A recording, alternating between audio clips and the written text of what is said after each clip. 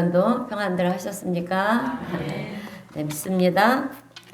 요즘같이 또 요란스럽고 혼란한 시대를 살아가는 데 있어서 우리가 어떤 자세 또 어떤 태도를 가지고 살아가느냐라고 하는 것은 참 중요합니다. 왜냐하면 내가 어떤 태도를 갖느냐, 내가 어떤 자세를 갖느냐가 이 세상 속에서 나의 위치를 또 결정하는 데 있어서 중요한 아주 역할을 하기 때문에 그래요. 그래서 우리가 살아가면서 성실한 태도나 또 뭐 예의를 갖춘 태도, 그리고 확신이 있는 태도, 이런 것들은 참 정말 중요하다라고 하는 거죠.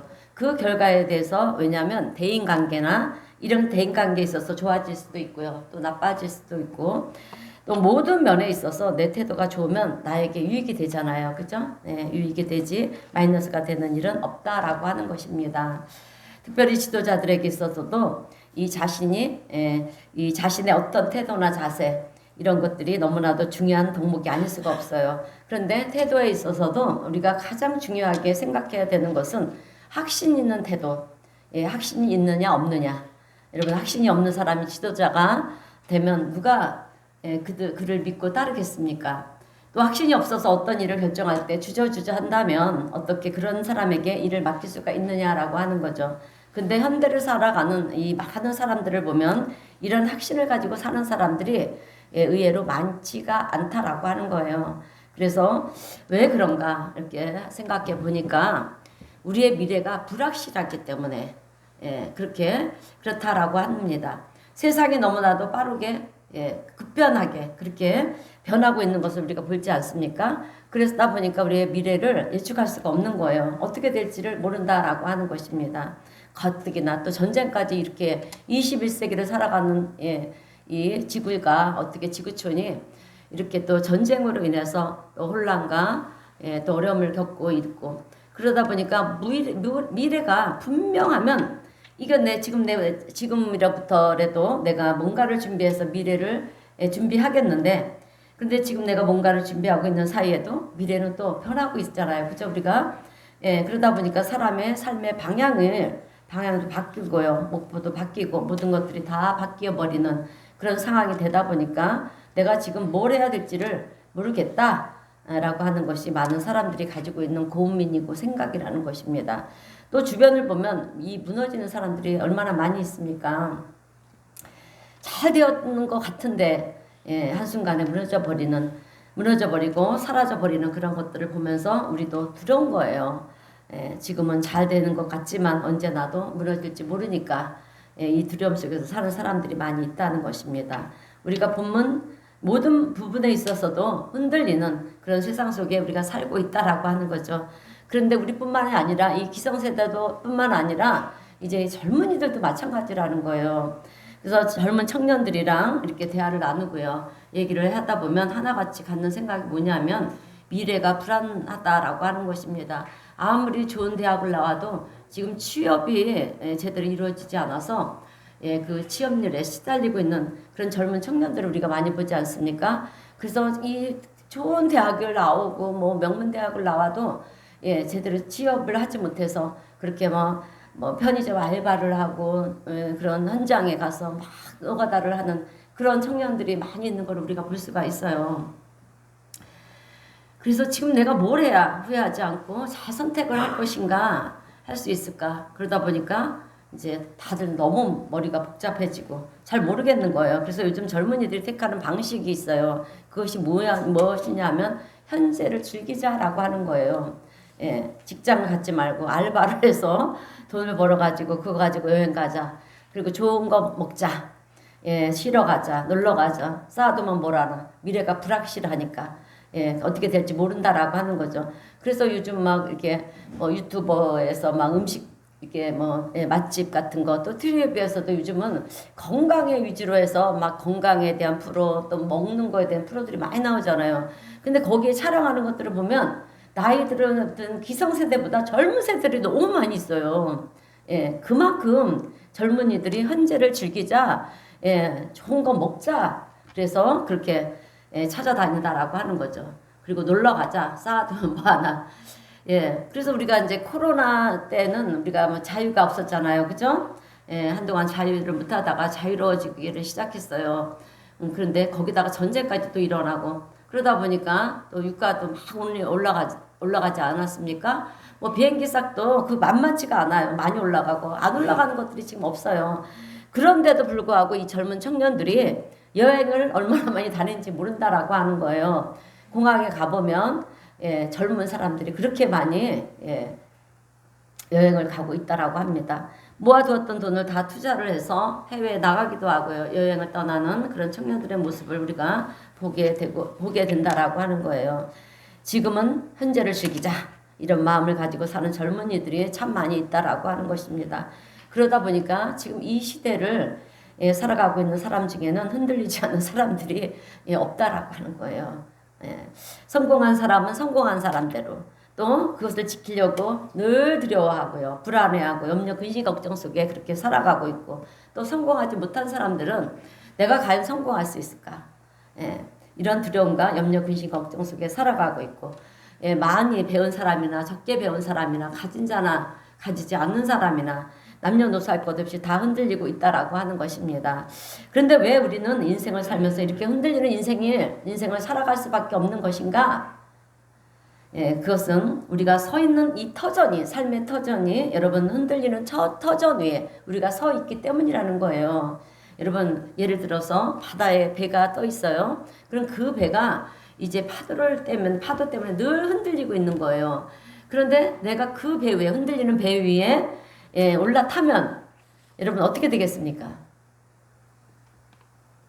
그 흔들리는 배 위에 내가 올라타면 어떻게 되겠습니까? 그죠? 네, 맞아요. 내 배 안에서 아무리 중심을 내가 잡으려고 해도 나 또한 흔들린다라고 하는 거죠. 그러니까 내 삶의 터전이 흔들리는 터 위에 서 있기 때문에 우리 또 흔들릴 수밖에 없다라고 하는 거예요. 그러면 우리가 안 흔들리려면 어떻게 해야 될 것인가? 여러분 어떻게 해야 되겠습니까? 예, 흔들리지 않는 곳에 우리가 서 있어야 되지 않습니까?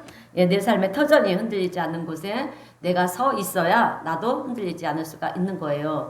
그래서 우리의 삶의 터전이 지금 나는 어느 곳에 서 있는가?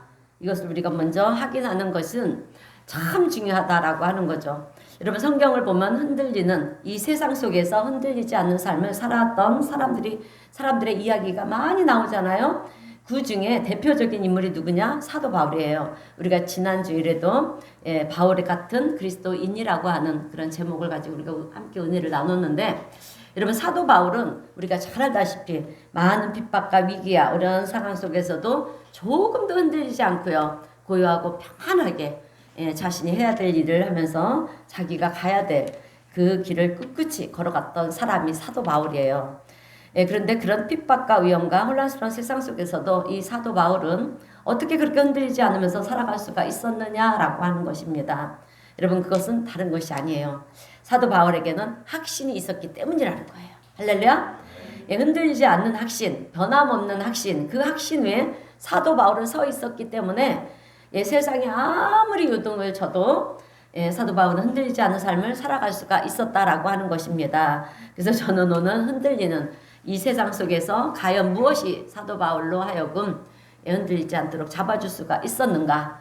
또 사도 바울이 가지고 있었던 그 확신은 무엇이었는가? 두 가지인데요. 두 가지 말씀을 전하면서 함께 은혜를 나누려고 합니다. 첫 번째는 하나님의 사랑에 대한 확신이 있었습니다. 할렐루야? 무엇이 있었다고요? 예, 무슨 확신? 하나님에 대한 확신. 네, 하나님에 대한 사랑의 확신이 있었어요. 사도 바울은 그것을 가지고 있었다라고 하는 것입니다. 여러분 우리가 처음 신앙생활을 할 때 어떻습니까? 예배는 어떻게 드리는지, 또 기도는 어떻게 해야 되는지, 그리고 성경 공부는 왜 해야 되는 건지, 그리고 주일날 예배는 왜 드려야 되는 건지 우리가 하나씩 배워가지 않습니까? 그런데 사실 우리 기독교의 신앙생활에 있어서 가장 중요한 것은 하나님이 나를 사랑하신다. 할렐루야. 하나님은 사랑이시라고 했잖아요. 그러니까 하나님이 나를 사랑하신다. 이 확신부터 시작이 되는 거예요. 이 확신이 빠져버리면요, 우리가 행하는 그 모든 것들은 다른 종교가 하는 행위와 별반 다르지 않다라고 하는 거예요. 우리 기독교가 다른 종교와 다른 것은 다른 데 있는 것이 아니에요. 우리를 창조하신 하나님이 지금 나를 사랑하신다. 할렐루야. 예, 세상에 이런 종교가 어디 있습니까, 여러분? 모든 종교를 보면 인간이 신을 위해서 희생 제물이 되어야 하는 거잖아요. 그런데 우리 기독교만큼은 아니잖아요. 하나님이 우리를 위해서 희생 제물이 되어 주셨잖아요. 그죠? 죄 가운데 죽을 수밖에 없는 우리를 살리시기 위해서 하나님이 친히 희생 제물이 되어 주셨다라고 하는 거예요. 이게 우리 기독교예요, 여러분.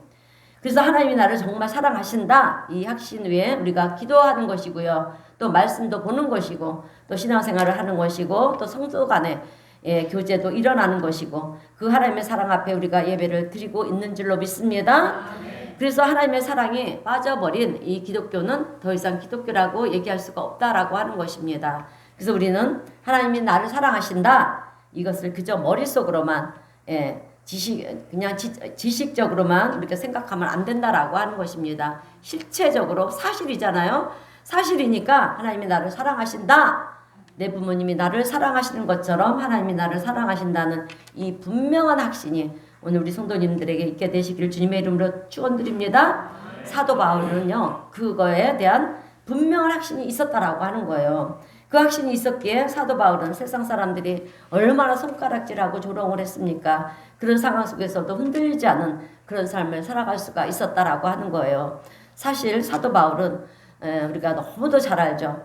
예수를 믿는 사람들을 어떻게 했습니까? 핍박하고 잡아다가 조롱하면서 감옥에 가두고 심지어 죽이기까지 했던 사람이 사도 바울이었잖아요. 그런데 어느 날, 그죠? 이 사도 바울이 담메색에 지금의 다마스커스, 어디입니까? 시리아예요. 시리아에 있는 다마스커스를 향해서 예루살렘에서 이제 올라가는 거예요. 왜 올라갑니까? 그곳에 그 다메섹에 예수를 믿는 사람들이 있다라고 하는 거예요. 그 소리를 듣고 그들을 잡아다가 감옥에 집어넣으려고 그렇게 아주 의기양양해서 그 다메섹을 향해서 올라가는 것입니다. 근데 이 다메섹으로 가는 도중에 누구를 만납니까? 예수님. 빛으로 오시는 예수님을 만나죠. 밝은 빛을 비춰주십니다. 예수님께서. 그래서 이제 앞을 볼 수가 없는 거예요. 그런데 음성이 들리는 거죠. 그 말씀이 사도행전 22장 7절에서 8절인데요. 사울아 사울아 네가 왜 나를 박해하느냐. 그러니까 사울이 뭐라고 그럽니까? 주님 누구시니까 이렇게 묻는 거죠. 그때 들리는 음성이 나는 내가 박해하는 나사렛 예수라. 거기서 사울은요 이런 표현을 써서 죄송한데 꼬꾸라지는 거예요. 그래서 이 사울이 이름을 바꿔서 이제 바울로 그렇게 불려지는 것을 우리가 볼 수가 있는데, 네가 나를 박해하는 예수라, 핍박하는 예수라, 이 말씀 앞에 이제 꼬꾸라졌어요. 그리고 나서 생각해 보니까 자기가 얼마나 어리석었는지 모르는 거예요. 여러분 우리도 예수님을 만나면 나의 삶이 너무도 부끄러울 수밖에 없어요. 그래서 사도 바울은 세상적으로 최고의 학문을 이런 최고의 학문을 공부했던 사람이지 않습니까? 배울 만큼 배웠고요. 누구보다도 학식이 있고 지식이 있고 그렇게 뛰어났던 사람이에요.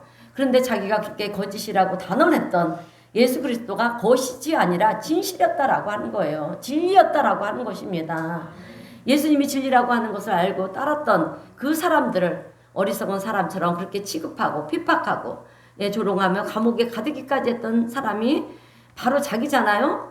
그런 자기를 예수님이 볼 때는, 예수님이 입장에서 볼 때는 어떻습니까? 얼마나 어리석은 존재였겠습니까? 그죠? 얼마나 원수 같은 존재였느냐라고 하는 거죠. 그러니 그런 자기를 미워하고 저주해도 시원치 않은 판국에 예수님은 나타나셔서 당신이 실체라는 것을 보여주시고요. 또 당신이 진리라고 하는 것을 깨닫게 해주시고, 또 그런 자기를 예수님께서는 품에 안아주시면서 사도의 반열에 그렇게 세워주시고 또 복음의 사역을 할 수 있도록 그렇게 은혜를 베풀어 주셨다라고 하는 거예요. 우리 인간의 머리로는 이해가 안 되잖아요. 그죠? 안 되는 거잖아요. 그럼에도 불구하고 예수님은 사람으로 그렇게 사랑으로 사도 바울을 품어 주셨다라고 하는 거예요. 그래서 오늘 우리도 우리가 주변에 정말 나에게 힘들게 하는 이런 사람들이 사도 바울 같이 그렇게 조롱을 하고 잡아다가 감옥에 집어넣고 죽이기까지 합니까? 아니잖아요. 그럼 우리 주변에 있는 사람들도 우리도 용서하고 또 그렇게 사랑으로 품어 주셔야 될 줄로 믿습니다. 네. 우리 예수님이 그렇게 하셨잖아요. 그래서 오늘 우리도 그런 인생을 살아가야 되는 거예요. 바울은 그 사랑이 궁금해서 이제 알아보는 거예요. 알아봤더니 예수님이 나를 위해서 나를 살리시기 위해서 십자가에 달려 죽으셨고요. 또 당신의 생명을 포기할 만큼 예수님은 나를 사랑하신 분이셨구나. 그러니 사도 바울의 입장에서 생각할 때 자기는 진리이신 예수님을 정말 반대했던 사람이었지 않습니까? 그런 사람이었기 때문에 디모데후서 1장 15절 말씀을 보니까 뭐라고 합니까? 내가 죄인 중에 괴수다. 죄인 중에 내가 괴수다. 이런 고백을 할 수밖에 없는 거예요. 그런데 그런 죄인 중에 괴수 같은 이 바울을 세상에서는 손가락질하고 돌을 던져야 마땅하겠지만 예수님은 그러지 않으셨다라고 하는 거예요. 예수를 믿는 사람들을 박해하고 감옥에 가뒀던 그런 사울이었지만 예수님께서는 원수 같은 이 바울에게까지 나타나셔서 그를 축복하시고 그를 일꾼으로 삼아 주셨다라고 하는 것입니다. 이런 하나님의 사랑을 원수까지도 포기하지 않는 이 하나님의 사랑을 발견한 바울은요, 그 하나님 사랑 앞에 이제 무너질 수밖에 없는 거예요. 그리고 그 하나님의 사랑 앞에 자기의 지식이나 경험이나 그런 학식, 가정 배경, 세상 자랑 이런 것들을 다 이제 내려놓는 거예요. 이제 사도 바울에게 필요한 것은 오직 하나. 하나님의 사랑이면 충분한 것입니다. 하나님의 사랑이 나에게 있다. 자기 확신, 이 확신이 있었기 때문에 이제 그의 삶이 달라지는 것을 우리가 보게 되는 것입니다. 그래서 오늘 본문 로마서 8장 32절에서 이렇게 고백을 하지 않습니까? 우리 함께 읽어보겠습니다. 32절입니다. 시작. 자기 아들을 아끼지 아니하시고 어찌 그 아들과 함께 모든 것을 우리에게 주시지 아니하겠느냐. 아멘. 당신의 독생자 외아들까지 주신 하나님께서 우리의 필요한 모든 것을 주시지 아니하겠느냐? 믿습니까? 아멘. 믿으시기를 주님의 이름으로 축원드립니다. 여러분, 우리는 누구에게 선물을 할 때가 많이 있어요. 생일 때, 그죠? 근데 선물할 때 그냥 합니까? 귀한 것들로 그분한테 필요한 것을 선물을 하죠. 그러나 자식을 선물하는 사람이 있습니까? 없어요, 여러분, 그죠? 그것도 죽은 자리에 자식을 내어줄 수 있는 사람은 없다라고 하는 것입니다. 그러나 하나님께서는 우리를 살리시기 위해서 당신의 아들까지도 십자가에 내어주셨다라고 하는 거예요. 당신의 아들까지 우리를 위해 내어주신 그분이 우리가 구하는 모든 것을 주시지 아니하겠느냐? 할렐루야? 라고 하는 거예요. 근데 우리는 어떻습니까? 때로 하나님 이거 필요합니다. 저거 필요합니다. 이거 주세요, 저거 주세요. 근데 응답이 없어요. 응답이 없으면 하나님은 나를 사랑하시지 않는나 보다. 그래서 응답을 해주시지 않나 보다. 이런 생각을 한다라고 하는 거예요. 우리 성도님들은 자녀들이 뭘 달라고 그러면 다 주십니까? 다 안 주잖아요. 그죠? 왜 안 줍니까? 안 주는 이유가 있잖아요. 사랑하지 않기 때문에가 아니라는 거예요. 그것이 자녀 교육에 잘못될 수가 있기 때문에 때로는 안 주신다라고 하는 것입니다. 또 때로는 더디올 때도 있어요. 왜? 아직 내가 받을 그릇이 안 됐기 때문에. 하나님께서는 우리에게 당신의 아들까지 주셨어요. 근데 뭐를 못 주시겠느냐라고 하는 것입니다. 근데 우리에게 허락하지 않은 이유는 그것이 우리에게 꼭 필요한 것이 아니기 때문에 그것으로 인해서 잘못되고 우리가 망가질 수가 있기 때문이라고 하는 것입니다.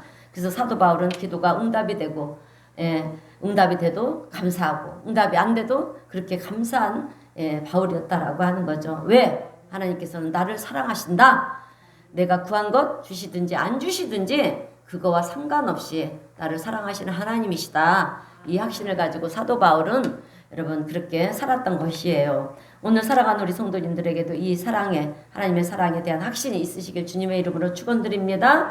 자, 그래서 오늘 본문 로마서 8장 38절에서 39절 말씀을 보게 되면 사도 바울은 뭐라고 고백을 하냐면 내가 확신하노니 확신한다라고 하는 거예요. 자, 우리 그러면 38절 39절 우리 함께 다시 읽어보겠습니다. 시작. 내가 확신하노니 사망이나 생명이나 천사들이나 권세자들이나 내일이나 능력이나 높음이나 깊음이나 다른 어떤 피조물이라도 우리를 우리 주 예수 그리스도 안에 있는 하나님의 사랑에서 끊을 수 없으리라. 아멘.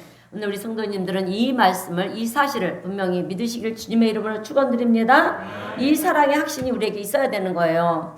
내가 아무리 못났고 할 줄 아는 것도 없고 무능하고 실수투성이고 아무도 나를 인정해주지 않고 내가 아무리 죄인 중에 괴수라 할지라도 그래서 사람들이 나를 조롱하고 또 손가락질을 한다 할지라도 나의 부모조차도 나를 버리고 포기한다 할지라도 하나님은 나를 포기하지 않으시고요. 나를 버리지 아니하시는 하나님이 되신다는 이 분명한 하나님의 사랑에 대한 확신을 가지시는 우리 성도님들이 되시길 다시 한번 주님의 이름으로 축원드립니다.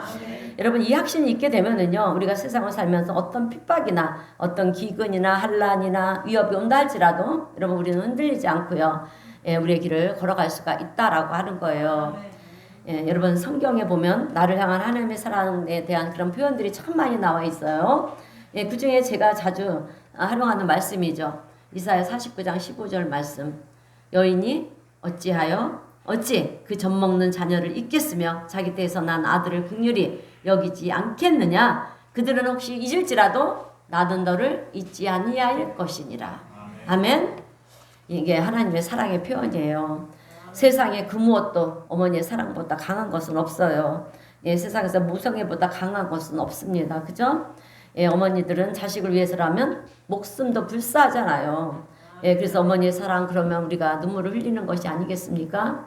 그런데 하나님께서 이 모성 본능을 어머니에게 심어주신 이유가 있어요. 그것이 무엇이냐면 하나님의 사랑이 어떠한 사랑인지 아무리 설명을 해도 우리가 이해를 하지를 못하는 거예요. 그러니까 어머니의 사랑에 그 하나님의 마음을 담아 두셨다라고 하는 것입니다. 여러분 어머니의 사랑은 어떤 사랑입니까? 조건 있는 사랑입니까? 무조건적인 사랑, 맹목적인 사랑이잖아요. 무조건 자식 편이고요. 그죠? 무조건 자식을 사랑합니다. 때로는 야단도 치지만 그러나 어떤 위기가 올 때는 내 생명을 포기하기까지도 자녀를 보호하는 것이 이 모성 본능이라는 거죠. 하나님께서 담아주신 거예요. 그래서 하나님의 사랑을 설명할 때 나는 하나님의 사랑이 어떤 사랑인지 모릅니다. 이런 분들이 있다라고 하면 이럴 때 너희 어머니의 사랑을 이 어떤 사랑인지 한번 생각해 봐라. 그러면 다 우리가 이해가 되는 거예요, 여러분. 하나님께서는 당신의 사랑을 설명하기 위해서 우리 인간들에게 어머니의 사랑을 주셨다라고 하는 것입니다. 그리고 이사야서에서 결정적으로 말씀하시는 것이 무엇이냐면 너희 어머니가 너를 잊는다 할지라도 그럴 리가 없죠. 그럼에도 불구하고 치매가 걸리지 않는 이상은 우리를 잊지를 않죠. 그럼에도 불구하고 너희 어머니들이 너희를 버린다 할지라도 나는 너희를 버리지 아니할 것이다. 할렐루야? 믿으십니까? 나는 너희를 버리지 않으신대요. 얼마나 감사합니까? 아무리 어머니의 사랑이 강해도 그 사랑보다 더 강한 것이 하나님의 사랑이라고 하는 것을 오늘 우리는 성경을 통해서 보고 있는 줄로 믿습니다. 그래서 오늘 우리가요 세상을 살면서 이런 확신이 나에게 있다라고 하면 우리는 흔들리는 이 세상 속에서 여러분 흔들리지 않을 수가 있다라고 하는 거예요. 믿으십니까? 믿으시기 바랍니다. 여러분 사랑에는 힘이 있어요. 그죠? 힘이 있잖아요. 두려움을 극복하게 만드는 힘이 있습니다. 특별히 어머니의 사랑, 하나님의 맹목적인 사랑은 우리로 하여금 어려운 환란 중에서도 포기하지 않게 만들고요. 또 그것을 돌파해낼 수 있는 힘이 우리에게 주어진다라고 하는 것입니다. 불가능을 가능케 만들어주고요. 놀라운 일을 이루게 만드는 것이 바로 사랑의 힘인 줄로 믿습니다. 그래서 어려서부터 우리가 부모의 사랑을 많이 받고 자란 사람들은요. 사실 나중에 성인이 되어서도요. 세상을 막 살지 않고요. 흔들리지 않고요. 하나님 사랑 앞에 두려워하지 않고 자존감이 높아져요. 어려서부터 사랑을 듬뿍 받고 자라면 그렇게 된다라고 하는 거예요. 어려서부터 교회 학교에서 그리고요. 교회 학교에서 하나님의 사랑에 대해서 배우고 자란 아이들은요. 세상에 나가서도 여러분 두려운 환경을 만났다 할지라도 기도할 줄 아는 그런 사람이 되어 있다라고 하는 것입니다. 그리고 그 환경을 이겨나가는 삶을 살아가게 된다라고 하는 거죠. 여러분 사랑이라고 하는 것은 불가능한 것을 가능하게 만들지 않습니까? 사도 바울은 이 사랑을 확신했기 때문에 흔들리는 세상 속에서도 그렇게 흔들지 않는 삶을 살아갈 수가 있었다라고 하는 거예요. 오늘 우리 성도님들은 나를 향한 이런 하나님의 사랑에 대해서 확신을 가지시기를 다시 한번 주님의 이름으로 축원드립니다. 자, 그러면 그 하나님의 사랑이 어떤 사랑일까요? 내가 위기 가운데 있을 때 우리를 버리지 않는 사랑이라는 거예요. 내가 정말 죽게 되었을 때 하나님은 당신의 생명을 주셔서라도 우리를 구원내시는 하나님의 사랑이신 줄로 믿습니다. 그리고 또 길이 막혔을 때 하나님은 바다를 갈라서라도 길을 만들어 주시는 것이 하나님의 사랑이에요. 이 하나님의 사랑이 나에게 있다. 이 확신을 가지고 오늘도 우리가 이 세상을 살아가는 데 있어서 주저하지 마시고요. 담대한 믿음으로 주님과 동행하는 우리 성도님들이 되시길 주님의 이름으로 축원드립니다. 두 번째로 사도 바울은 어떤 확신을 가졌느냐? 자기 사명에 대한 확신을 가졌어요, 여러분. 자기 사명에 대한 확신. 그래서 어떤 방해나 어떤 어려움이 온다 할지라도 피하지 않고요. 정면으로 모든 것을 돌파했다라고 하는 것입니다. 여러분, 우리가 정말 우리의 삶 속에 우리는 그죠?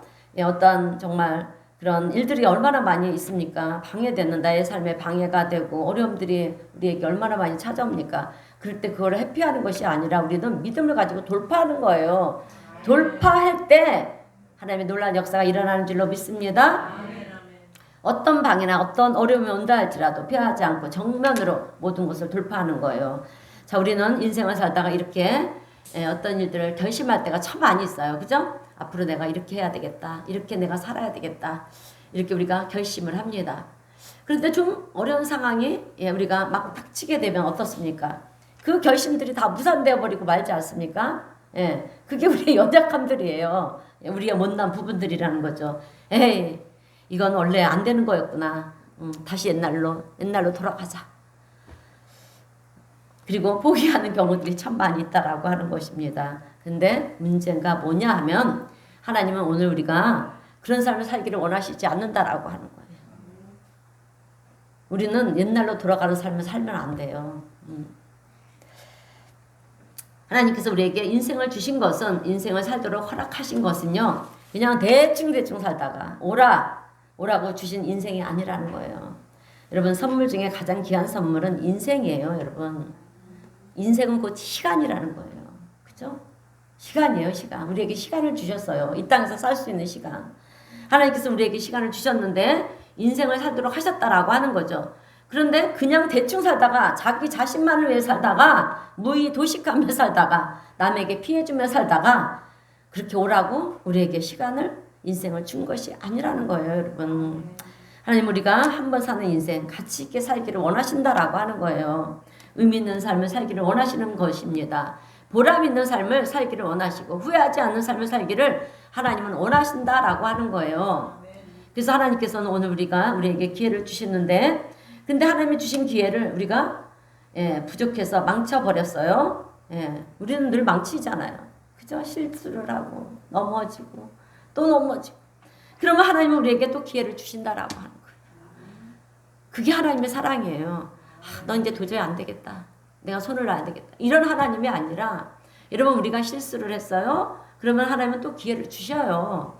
우리에게 주어져 있는 인생이라고 하는 시간을 다 쓸 때까지 여러분, 하나님께서 우리에게 기회를 주시고 또 그렇게 주신다라고 하는 거예요. 왜? 실패를 했으면 돌아서라는 거예요, 하나님. 여러분, 사실 실패는 나쁜 것이 아니에요. 때로는 우리가 너무 교만할 때는 하나님이 그렇게 실패하게 또 하십니다. 왜? 그 교만을 겸손으로 바꾸시기 위해서. 실패를 통해서 우리는 성공할 수도 있고요. 또 실패를 통해서 우리가 바르게 살아갈 수가 있기 때문에 때로는 실패할 수도 있는 상황을 하나님께서 만드신다라고 하는 거예요. 내 의지와는 상관없이. 왜? 하나님의 말씀에 순종하며 또 겸손한 삶을 살게 하기 위해서. 그래서 하나님이 인도하신 대로 그렇게 살아가게 하기 위해서 그렇게 하실 때도 때로는 있어요. 잘못된 길을 걸어가다가 이게 아닌가 싶으면 우리는 그래서 돌아서야 된다라고 하는 거죠. 그렇게 하나님은 바른 길로, 진리의 길로 가라고 우리에게 끊임없이 기회를 주시는 하나님이신 줄로 믿습니다. 때로는 필요하다면 물질을 주실 때도 있어요.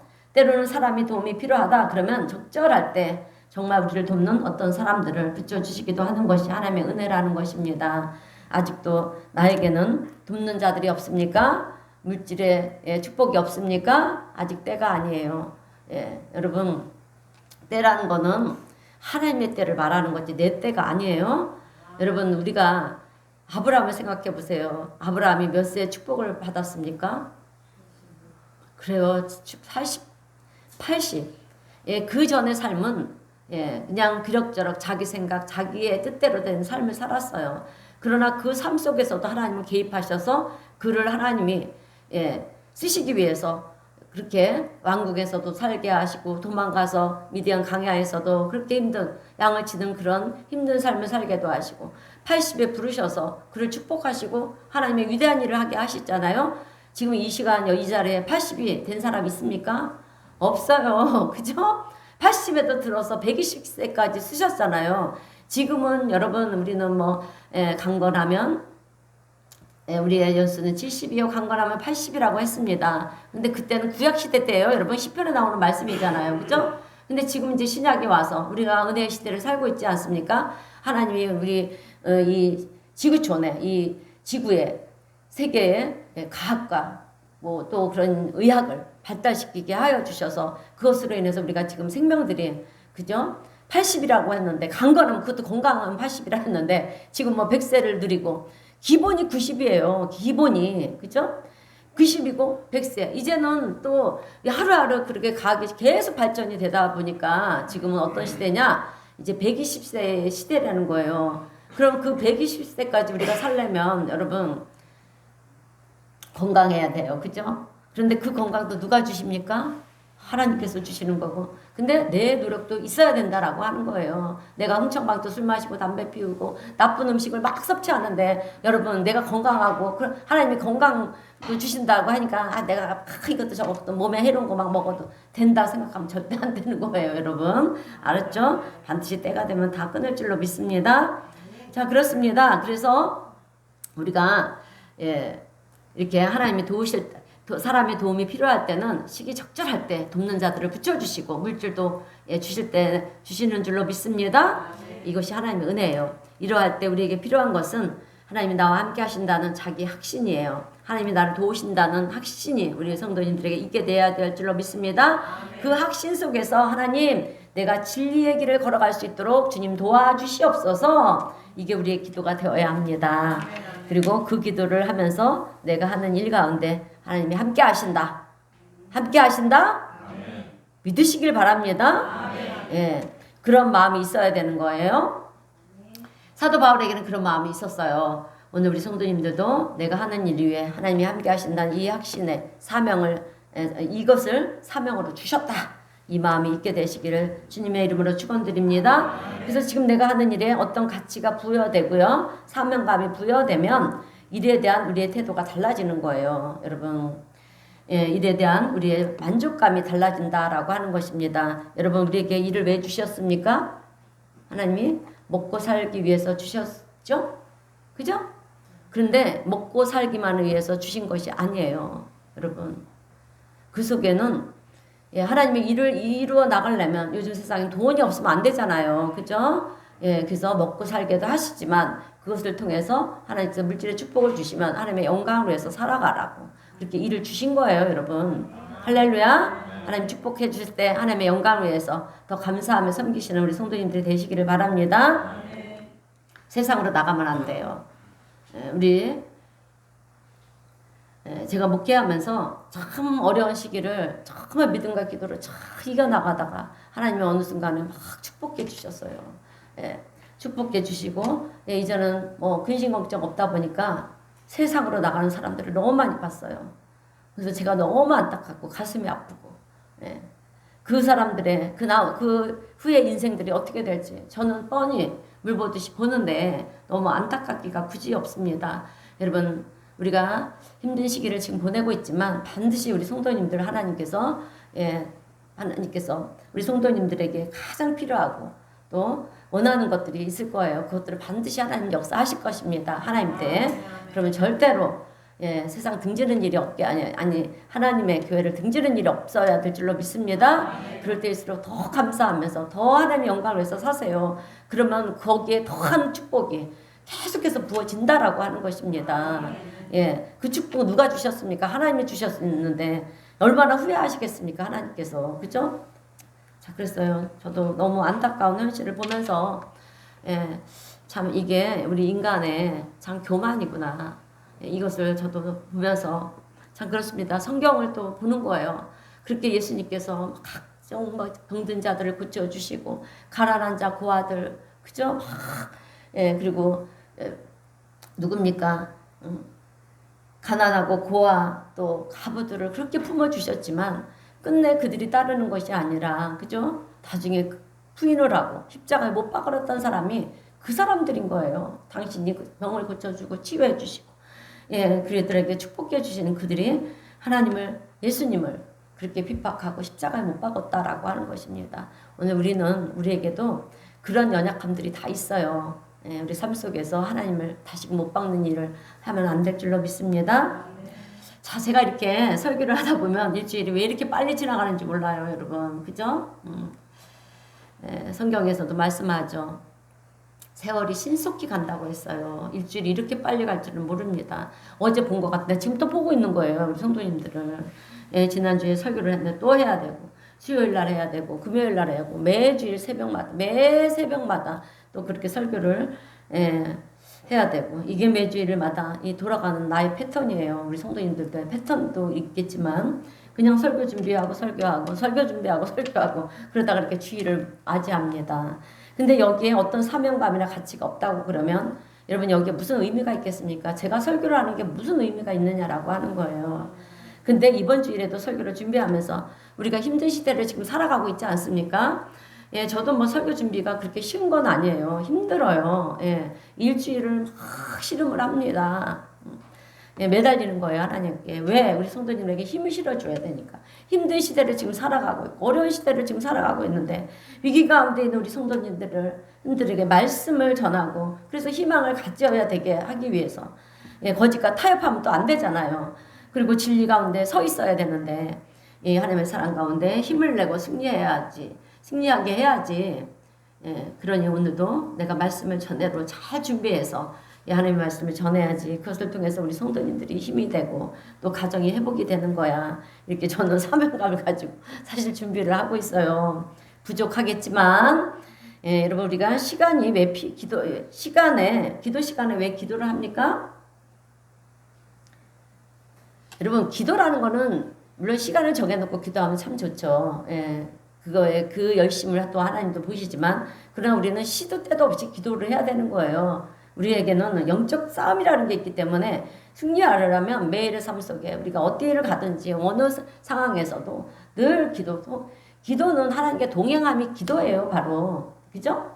하나님과 함께 한다는 것은 내가 하나님 지금 제가 이런 어려움에 처해 있습니다. 하나님 나를 여기서 구원해 주달라고 건져달라고 이렇게 기도도 하시고 하나님 내가 지금 어려움에 처해 있으니까 나 좀 도와주세요. 이런 것들 다 하나님과 동행하고 기도하는 것이 아니겠습니까? 그래서 우리가 기도를 통해서 가정마다 묶여있는 것들이 풀려지는 거예요. 네. 영적 싸움에서 우리가 승리할 수가 있다라고 하는 것입니다. 그것을 통해서 우리 성도님들의 믿음이 성장하고요. 가정이 화목해지고 또 행복해지고 또 하나님의 은혜 안에서 선한 영향을 미치면서 우리 성도님들이 살아갈 수가 있는 것이니까 제가 어떻게 해서든지 말씀을 잘 전해야 되지 않겠습니까? 그래서 이 사명감을 가지고 말씀을 준비하는 이 시간이 사실 힘들지만 얼마나 귀한 시간인지 몰라요. 사실 말씀이 준비가 안 되면 제 모든 삶이 막 불안해서 안 돼요. 그래서 저는 제일 행복한 시간이 언제냐? 주일 설교 마치고 그 이후의 시간이에요. 월요일서부터 또 저는 막 또 이제 하나님께 구하는 거예요. 저는 짧아요. 그 시간에는 제가 막 못 잔 잠 막 자고요. 예, 정말 그렇습니다. 너부러져 있어요. 성도님들 다 가고 나면은요. 예, 그동안 긴장했고 설교 준비했던 모든 것들이 이제 긴장이 풀리니까 사실 너부러져요. 예, 아무것도 할 수가 없어요. 근데 그 시간이 사실 너무 편하고 좋은 거예요. 편하고 좋아요. 그리고 나서 이제 다시금 또 새벽 설교를 준비를 해야 되잖아요. 그럼 이제 그 시간서부터 또 이제 제가 힘들지만 그러나 그 귀한 시간들이 얼마나 귀한 시간인지 몰라요. 그래서 저에게도 성경 말씀에 은혜도 받는 것이고 저에게 또 그런 힘이 실어지는 시간들이고 또 뭐 성도님들에게도 이렇게 설교를 할 때 내가 몰랐던 부분들을 알게도 되지만 저도 이렇게 공부를 하면서 저도 많이 배워가고 있습니다.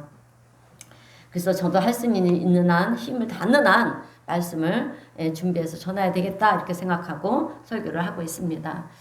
그런데요 여러분, 설교는 정말 귀한 시간이라는 거예요. 여러분들이 그냥 좋은 말씀만 듣고 어떤 귀한 말씀만 받는 그런 차원이 아니에요 여러분. 예배하는 이 공간에서 말씀이 등거되는 이 순간에 여러분 얼마나 놀라운 영적 전쟁이 일어나는지 몰라요. 할렐루야. 그래서 우리가 영과 진리로 예배하게 해달라는 기도를 많이 해야 되는 거예요.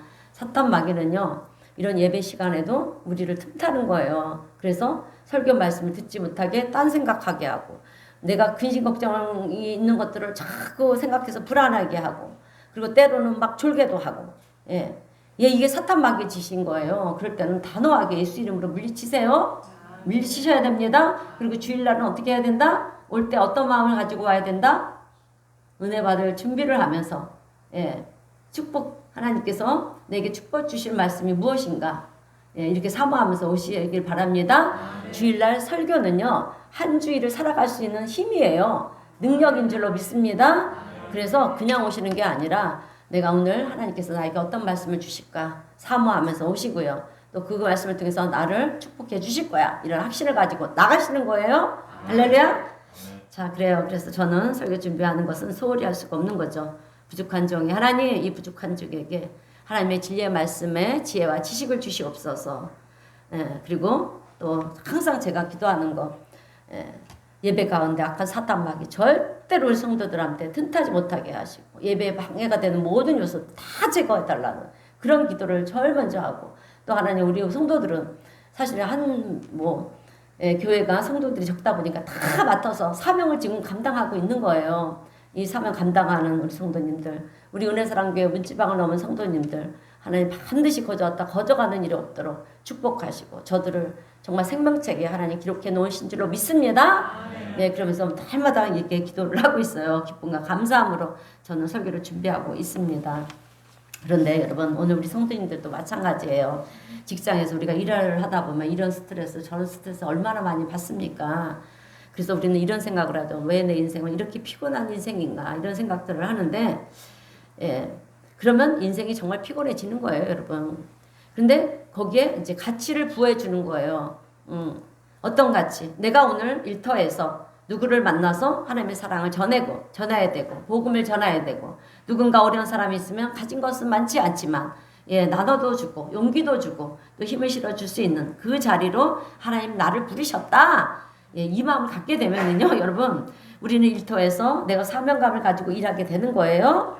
나의 일에 대한 확신을 갖는다라고 하는 것입니다. 그럼 세상이 아무리 어려워도요, 삶이 지치고 힘들어도 우리는 무너지지 않는다라고 하는 거예요. 오늘 우리 성도님들도 이런 확신이 있게 되시길 주님의 이름으로 축원드립니다. 자, 이런 가치를 우리가 갖게 될 때 나도 모르는 사이에 어려운 일들을 돌파하는 능력이 나에게 주어진다라고 하는 것입니다. 생기는 거예요. 어려운 여건 속에서도 포기하지 않는다라고 하는 것입니다. 그래서 이제 사도 바울이 이 복음을 전하는 일을 위해서 자기의 모든 것을 세상 사람들이 부러워하는 그 모든 것들을, 부와 명예를 버리지 않습니까? 다 내려놓아요. 세상 사람들 입장에서 볼 때는 사도 바울이 참 어리석고 바보 같은 거예요. 잘 먹고 잘 수 있는데 그 모든 것들을 포기하고 복음을 전한다고 왜 저러고 다니는가, 그죠? 그러나 사도 바울은 복음의 가치를 깨닫게 되니까 자기가 지금까지 세상적으로 살았던 것들, 그 많은 부와 명예를 다 배설물처럼 이제 보는 거예요. 비교할 수 없는 가치라는 것을 안 것입니다. 그래서 이제 복음을 전하는 자가 되었죠. 복음을 전하면서 이제 유대인들에게, 그죠? 하나님의 택하신 선민들에게 우리 예수님이 십자가에 못 박혔지만 이 사도 바울도 유대인들에게 그렇게 핍박을 당하기도 하고 매를 맞기도 하고 감옥에 갇히기도 하고, 그래도 사도 바울은 포기할 수가 없는 거예요. 왜? 자기에게 주어진 사명이 너무나도 귀한 것이기 때문에, 그것이 사명이라고 하는 것을 알았기 때문에 그는 가치를 가지고요, 사도 바울은 목숨까지도 걸고 복음을 전하는 일에 앞장을 섰다라고 하는 거죠. 그래서 고린도후서 11장 23절에서 27절의 말씀을 보게 되면 자기가 당했던 일에 대해서 이렇게 간증을 하는 거예요. 고린도후서 11장 23절에서 27절은 사도 바울의 간증이에요. 우리 한번 읽어보겠습니다. 시작. 내가 수고를 넘치도록 하고 옥에 갇히기도 더 많이 하고 매도 수없이 맞고 여러 번 죽을 뻔하였으니 유대인들에게 40에서 하나 감한 매를 5번 맞았으며. 잠시만요. 자, 여러분 40에서 하나를 감한 매를 맞았다. 그러면 몇 대입니까? 40에서 하나 감한 매. 예, 39대. 예. 네, 39대를 맞은 거예요, 여러분. 그러니까 유대인들의 율법에는 여러분 40대 이상 못 때리게 되어 있어요. 율법이 정해져 있습니다. 그래서 40대를 때리려고 그럴 때 만약에 잘못해서 40대를 때릴 수도, 41대를 때릴 수도 있잖아요. 그러면 율법에 어긋난 죄예요. 그러니까 유대인들은 항상 미연의 방지를 하기 위해서 39대만 때리는 거예요. 만약에 39대 때렸는지 알았는데 둘 때렸어도 40대를 넘지가 않은 거잖아요. 그래서 미연의 방지를 하기 위해서 그렇게 39대만을 때립니다. 그러면 잘못 카운트 해가지고 그렇게 40대를 때려도 율법을 어기는 것이 아니니까. 그래서 항상 때릴 때는 40에서 하나 감한 매를 그렇게 때립니다. 근데 여러분 40대에서 하나 감한 매를 맞는 것이 쉽습니까? 얼마나 고통스럽게 했습니까? 이 매를 사도 바울은 몇 번을 맞았다고요? 5번을 맞았대요, 여러분. 5대. 39번씩 5번을 맞은 거예요. 이유도 없이, 잘못한 것도 없이, 복음을 전한다는 이유로. 그래서 3번 태장으로 맞고, 1번 돌로 맞고, 3번 파선하고, 일주일을 깊은 바닷속에 지냈으며, 여러 번 여행했으면서, 그러니까 여러분 여행은요, 전도여행을 말하는 거예요. 1차, 2차, 3차 전도여행을 말하는 거죠. 그리고 강의 위험, 강도의 위험, 동족의 위험, 이방인의 위험, 시내의 위험, 강야의 위험, 바다의 위험, 거짓 형제 중에 위험을 당하고 또 수고하며 애쓰고 여러 번 자지 못하고 줄이고 목마르고 여러 번 굶고 춥고 헐벗었노라 이렇게 고백을 하고 있어요. 이렇게 사는 사람은 오늘 중에 있습니까? 없는 줄로 믿습니다. 이렇게 복음을 전하는데 이런 어려움들이 있었다라고 하는 거예요. 그런데도 불구하고 사도 바울은 포기하지를 않았다라고 하는 거예요. 남들이 손가락질을 해도 자기가 가야 할 길을 끝까지 가는 것입니다. 오늘 우리 성도님들도 내가 가야 할 길을 끝까지 걸어가시는 우리 성도님 되시기를 바랍니다. 여러분 사도 바울이 이렇게 할 수 있었던 것은 복음을 증거하는 자기의 사명의 확신이 있었기 때문이라는 거예요. 어느 정도 확신이 있었느냐 하면 자기 목숨을 내어놓은 만큼 확신을 가졌는데 그 말씀이 사도행전 20장 23절에서 24절 말씀인데 이렇게 말씀을 하고 있습니다. 함께 읽겠습니다. 시작. 오직 성령이 각성에서 내게 증언하여 결박과 환난이 나를 기다린다 하시나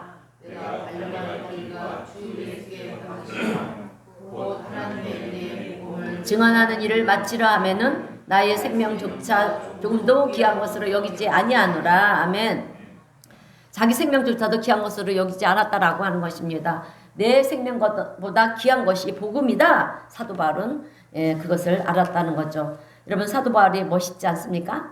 사도 바울이 살아온 삶이 성경을 통해서 우리가 가만히 묵상해 보면은요, 참 어떻게 사람이 이렇게 할 수가 있을까?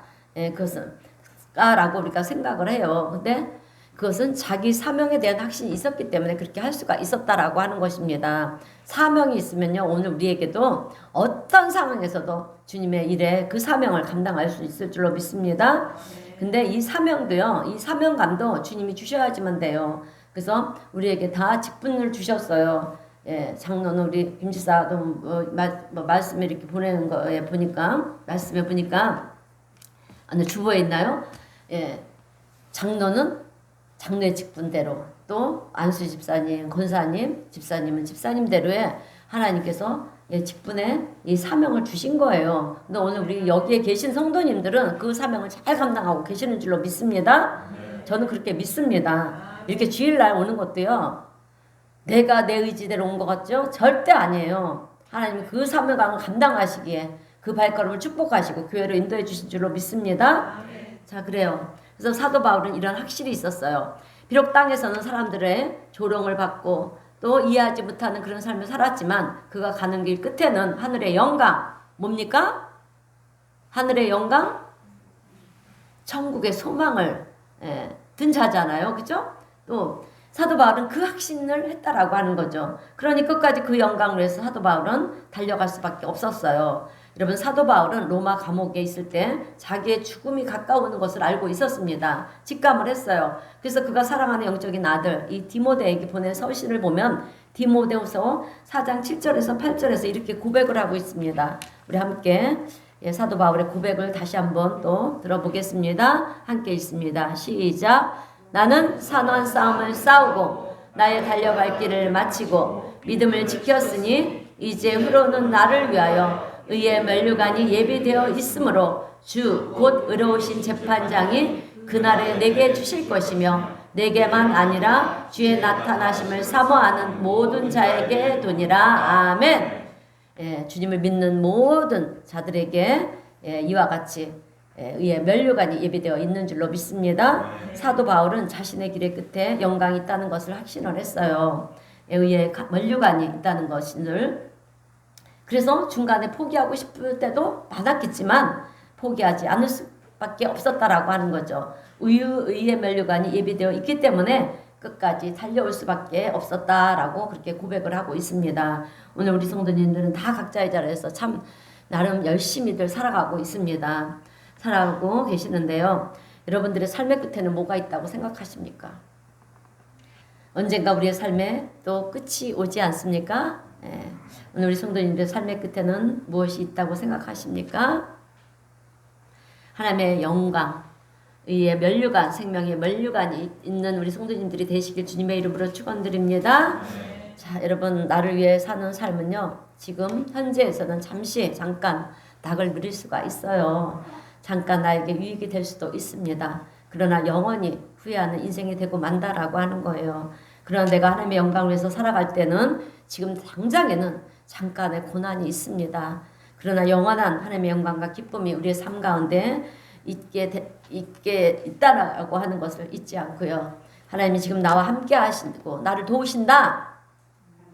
하나님이 지금 나와 함께 하시고 나를 도우신다. 나를 응원하고 계신다.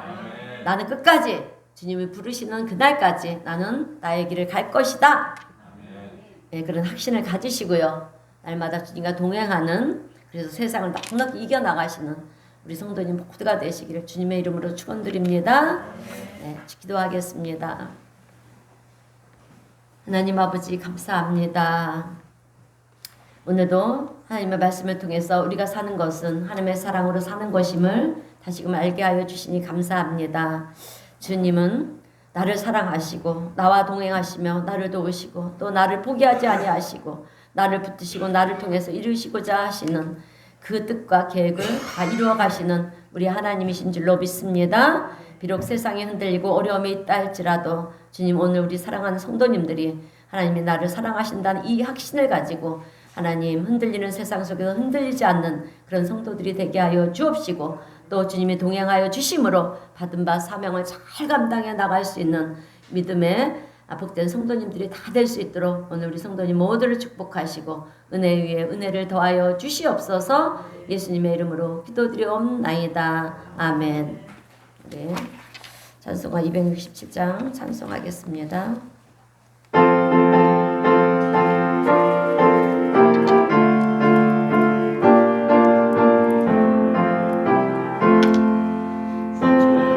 지하이란 약속의 말씀 듣고 믿으면 구원을 얻으리라.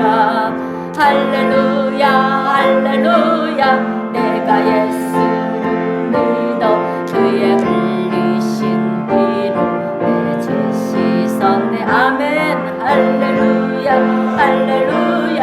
내가 예수